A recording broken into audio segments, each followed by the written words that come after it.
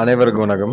இப்போ நம்ம இந்த வீடியோவில் எதை பற்றி பார்க்க போகிறோம்னா, டிஎன்யூஎஸ்ஆர்பி 2023 கண்டக்ட் பண்ண 2ஆம் நிலை காவலருக்கான அனைத்து கட்டத்திலும் தேர்ச்சி பெற்று பயிற்சிக்காக காத்திருக்கக்கூடிய விண்ணப்பதாரர்களுக்கு ஒரு குட் நியூஸ். ஸோ அது என்ன அப்படிங்கிறத பற்றி தான் பார்க்க போகிறோம். அதாவது பார்த்திங்கன்னா, இன்றைக்கி பேப்பரில் ஒரு நியூஸ் வந்திருக்கு. அதாவது வேலூர் மாவட்டத்தில் இருக்கக்கூடிய காவலர் பயிற்சி பள்ளியில் மதிப்பிற்குரிய ஐஜி மேடம் அவர்கள் ஆய்வு மேற்கொண்டிருக்காங்க. ஸோ அதுதான் இந்த செய்தி. ஸோ இது என்ன அப்படின்னா, காவலர்களுக்கு பயிற்சி காவலர் பயிற்சி பள்ளியில் நடத்துவாங்க. ஸோ காவலர் பயிற்சி பள்ளிங்கிறது 2 வகையாக இருக்கும். ஒன்று தற்காலிக காவலர் பயிற்சி பள்ளி, இன்னொன்று நிரந்தர காவலர் பயிற்சி பள்ளி. இந்த தற்காலிக காவலர் பயிற்சி பள்ளிங்கிறது ரிக்வயர்மெண்ட்டில் அதிகப்படியான ஆட்களை தேர்வு செய்யும்போது ஆங்காங்கே என்ன பண்ணுவாங்கன்னா ஓப்பன் பண்ணுவாங்க. ஸோ மற்றபடி பார்த்திங்கன்னா நிரந்தர காவலர் பயிற்சி பள்ளி மொத்தம் தமிழ்நாட்டை பொறுத்த வரைக்கும் 8 இருக்குது. ஸோ அங்கே தான் எப்பயுமே ட்ரைனிங் கண்டக்ட் பண்ணுவாங்க. அதில் ஒன்று தான் வேலூர் மாவட்டத்தில் இருக்கக்கூடிய வேலூர் கோட்டை. இது ஒரு வரலாற்று புகழ்மிக்க ஒரு கோட்டை. இங்கே தான் ஒரு பயிற்சி பள்ளி செயல்பட்டு கொண்டு இருக்குது.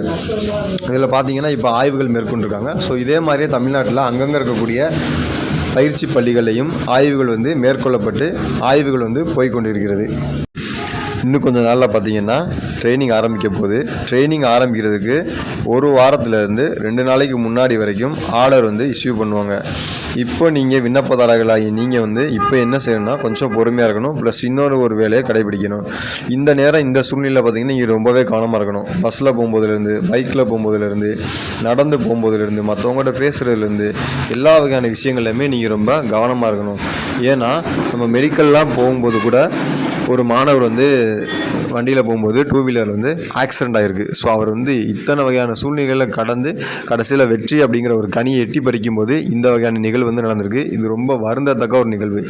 ஸோ இனிமே இருக்கக்கூடியவங்க பார்த்திங்கன்னா இந்த மாதிரியான நிகழ்வுகள் நடக்காத அளவுக்கு நீங்கள் பார்த்துக்கோங்க. ஏன்னா நீங்கள் ரொம்ப கஷ்டப்பட்டுருக்கீங்க. சொசைட்டியில் இருக்கட்டும், மனதளவில் இருக்கட்டும், படிப்பளவில் இருக்கட்டும், எல்லாத்துலேயுமே ஒரு போராட்டம், ஒரு வெற்றியாக தான் நீங்கள் இப்போ பெற்று வந்திருக்கீங்க.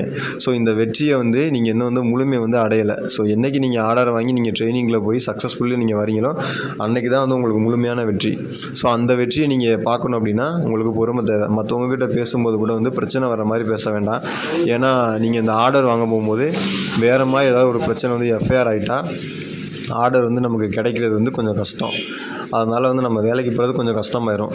அதனால் யாருக்கிட்ட பேசும்போதும் பிரச்சனை வராத அளவுக்கு பேசுங்க. பக்கத்து வீட்டுக்காரங்க, எதிர்த்த வீட்டுக்காரங்க கொஞ்சம் பிரச்சனைக்குள்ளேவங்க நம்ம இருந்தாங்கன்னா நம்ம அவங்கக்கிட்டேருந்து கொஞ்சம் விலகி இருக்கிறது ரொம்பவே நல்லது. ஏன்னா இந்த மாதிரிலாம் சில பேர்த்துக்கு நடந்திருக்கு. ஸோ அவங்க ரொம்பவே கஷ்டப்பட்டாங்க. அதே மாதிரி இன்னொரு விஷயம் கேட்குறீங்க. இந்த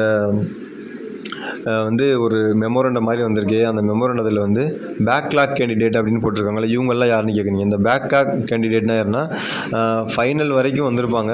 இல்லைன்னா வேறு ஏதாவது இதுக்கு முன்னாடி நடந்த அந்த தேர்வுகளை 2020லையோ 2023லையோ இல்லை இதுக்கு முன்னாடி காவலர்களை ஆள் சேர்ப்பு நடத்தும் போது ஏதோ ஒரு சந்தர்ப்பத்தினால ஏதோ ஒரு சூழ்நிலைகள்னாலையுமே அவங்க தேர்வு செய்யப்படாமல் இருந்திருக்கலாம். ஆனால் அவங்களுக்கு எல்லா வகையான தகுதியும் இருந்திருக்கும்.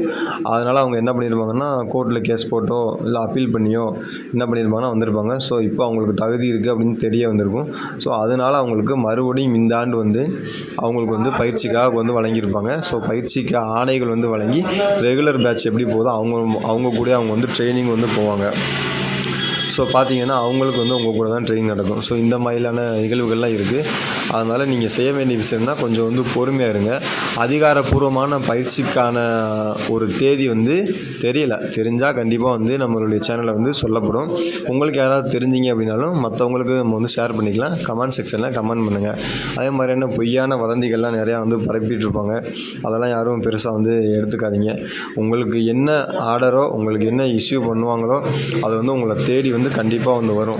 உங்களுடைய ஏக்கம், உங்களுடைய உழைப்புக்கு எல்லாத்துக்குமே ஒரு சரியான ஒரு வெற்றி தரக்கூடிய நாளாக கூடிய சீக்கிரம் வரும். அதுக்காக கொஞ்சம் பொறுமையோடு நீங்கள் காத்துருங்க. வாழ்த்துக்கள். நன்றி.